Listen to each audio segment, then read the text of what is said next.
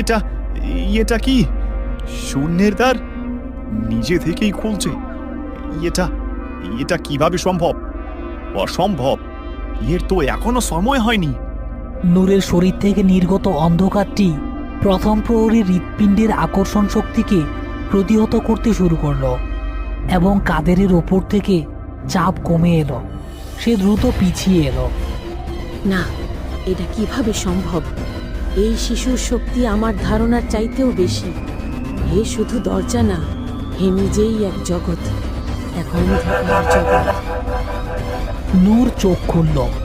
তার চোখ দুটো এখন আর শিশুর মতো নেই, সেগুলো এখন দুটো ব্ল্যাক হোলের মতো, যা সবকিছুকে টেনে নিতে চাইছে। সে আফসারের দিকে তাকালো। তুমি তুমি আমার আব্বার কষ্ট দিছো।